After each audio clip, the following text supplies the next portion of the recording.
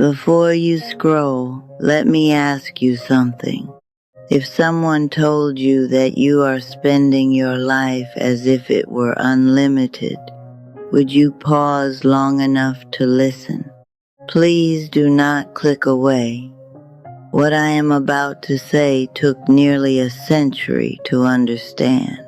You can hear it in a few minutes, but only if you stay. My name is Crystal. I am 99 years old. I am not speaking to you from a place of fear or drama. I am speaking from the quiet end of a long road, and from here, something becomes painfully clear. You believe you have time. It hides inside your plans. The trip you will take someday. The apology you will offer when the moment feels right. The healthier habits you will start next month. The real life you promise yourself will begin once everything settles down. You move as if time belongs to you. It does not. Time is not owned. It is borrowed, and the loan is shorter than you think. No one sits a young person down and says you may have around 4,000 weeks if you are fortunate, and not one of them is guaranteed. We talk about years because it sounds generous. We avoid weeks because it sounds urgent. I blinked and decades passed. One moment I was certain I had endless tomorrows. The next, I was counting how many mornings might remain. This is not meant to frighten you. It is meant to wake you up. The road does end, for everyone. The only question is what you choose to do while walking it. If this message speaks to you, stay with me. Subscribe for more conversations like this.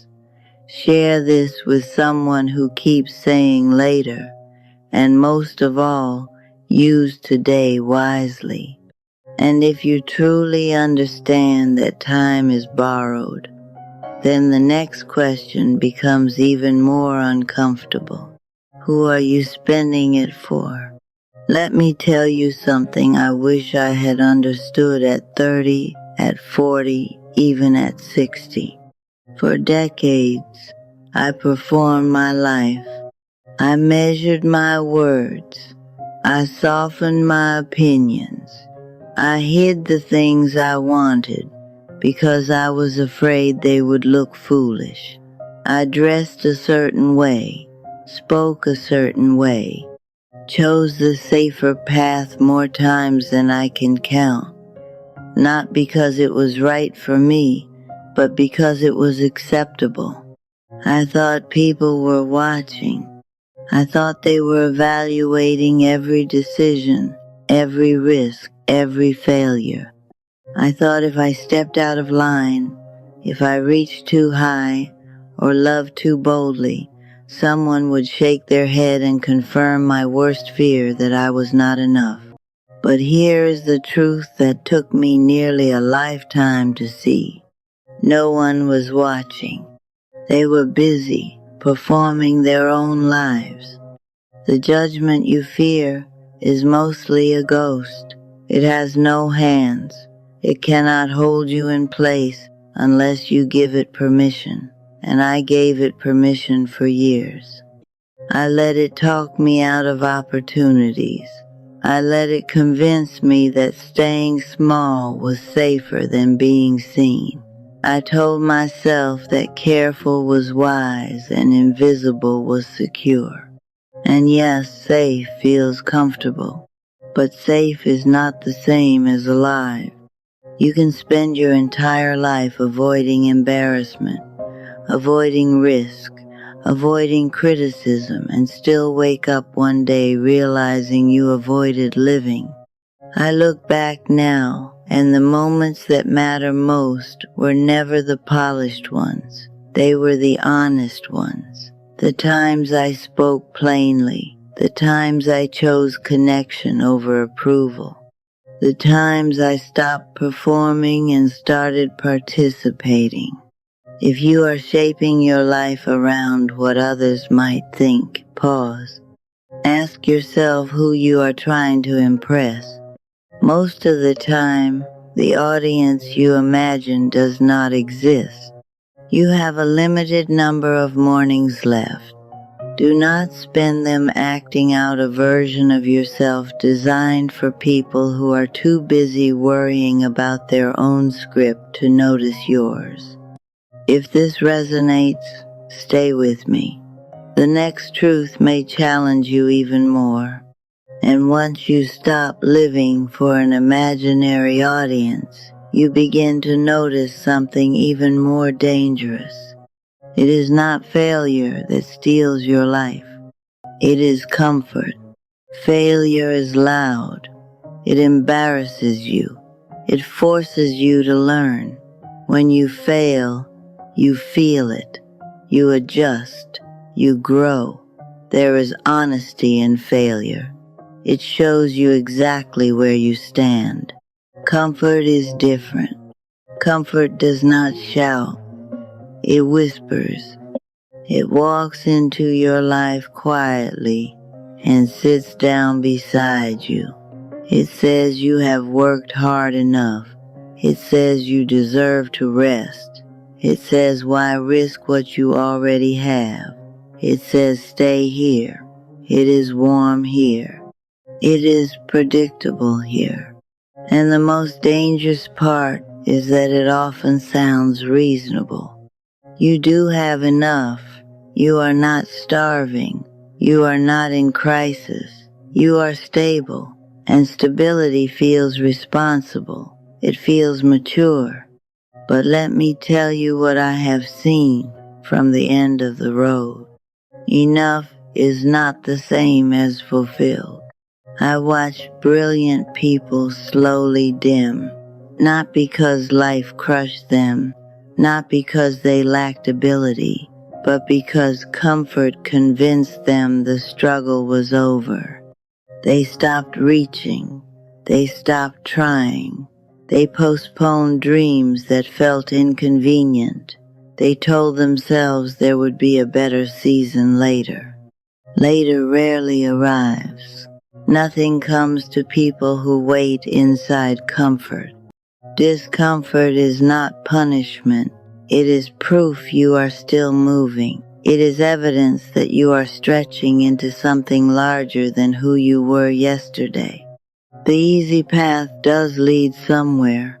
It just does not lead anywhere meaningful. Think about the moments you are proud of, the times you grew, the risks you took, the hard conversations you had. None of them felt comfortable at the start. Comfort protects you from embarrassment. It also protects you from growth. And growth is the only thing that makes borrowed time feel worthwhile. From this bed, at 99, I can tell you this with clarity. The risks I took rarely haunt me. The chances I avoided do. The business idea I delayed. The trip I postponed. The skill I said I would learn when things slowed down. Things never slow down in the way you imagine. They simply end. So if something inside you feels restless, do not silence it with comfort. Listen to it. Discomfort means you are alive enough to want more. And wanting more is not greed. It is proof that you still understand your time is precious. Do not let comfort quietly convince you to sit out your own life. And if comfort is the quiet thief of ambition, there is something even quieter that steals far more. It is not the risks you took. It is the love you held back. From where I am now, at 99, when I look across the years, the sharpest regrets are not about the bold decisions. They are not about the times I tried and failed. They are about the times I felt something deeply and chose silence. Love is not just a feeling. Feelings rise and fall. They are affected by mood, by stress, by misunderstanding. Real love is a decision you make again and again, especially when it is inconvenient. It is easy to love when it feels good. It is harder to love when you are tired, when you are hurt, when your pride is bruised, when the other person is not making it easy. That is when the decision matters. I used to believe I was protecting myself by holding back. I kept my words measured. I avoided saying too much. I waited for the perfect moment to express how much someone meant to me. I told myself there would be more time. There usually is not. The deepest regret does not shout. It sits quietly beside you at the end. It reminds you of the conversations you postponed, the apologies you rehearsed but never delivered, the affection you softened because you feared it might not be returned. You protect your heart so carefully that you forget it was meant to be used. Looking back, the people I loved were never the threat I imagined. My fear was the only barrier. Say what needs to be said while the person can still hear it. Do not send it later in a message. Do not draft it in your head for a better day. Speak it out loud, with your full voice, with your full presence. I am not afraid of what is coming next for me, but I am painfully aware of how many people I wish I had embraced more openly, more courageously. Love is not guaranteed time, neither are you. If someone matters, tell them. If forgiveness is needed, offer it. If gratitude fills your chest, release it into the air. Later is a comforting word. It sounds responsible. It sounds patient. But later is often just fear wearing polite clothing. You have today. That is real. That is tangible. Choose love while it is still possible to choose it. And after everything I have told you about time, about comfort, about love held back, there is one more truth that ties it all together. Your ego has been running more of your life than you realize. The ego is not evil, it is protective. It wants to keep you safe from embarrassment, rejection, and loss. It whispers that asking for help makes you look weak. It says apologizing means you lost. It warns you not to love too openly in case it is not returned. It tells you not to try something new because failure would be humiliating. And for most of my life, I listened. I stayed quiet when I should have admitted I was wrong. I carried tension instead of saying I am sorry. I pretended to understand instead of saying I do not know. I withheld affection because I wanted to appear strong. But strength built on pride is fragile. Real peace did not come from being right. It came from being honest. It came from lowering my guard and speaking plainly. The moments I treasure most were not victories in arguments or achievements on paper. They were the quiet sentences that cost me my pride and gave me back my relationships. I was wrong. I need help. I am scared. I love you. Those words look small. They are not small.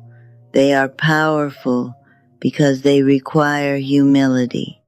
You are waiting to feel ready, ready to start the business, ready to repair the relationship, ready to change your habits, ready to step into the life you keep imagining.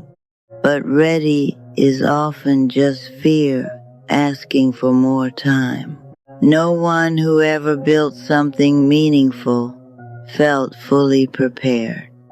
No one who ever loved deeply felt completely secure. They moved anyway. The confidence came after the action. You do not become ready and then act. You act and become ready. Every morning you wake up, something extraordinary has happened. You have been given another day. I know what it means to count how many might remain.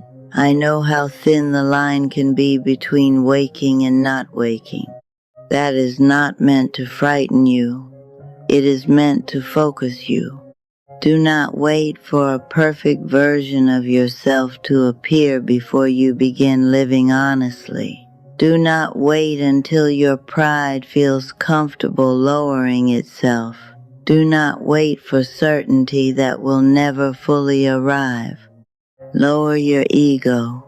Make the call. Say the words. Take the first step. Stop postponing your life until you feel brave enough. Courage is not the absence of fear. It is the decision to move while fear is present. You are alive right now, fully alive. That is not a small thing. It is everything. If something in this message stirred you, do not let it fade as soon as this video ends. Choose one action today, just one, and do it before the sun sets. If this conversation meant something to you, subscribe for more reflections like this. Share it with someone who keeps saying later, and in the comments, write the one word that you refuse to postpone any longer. My name is Crystal. I am at the end of my road. You are still walking yours. Walk it awake.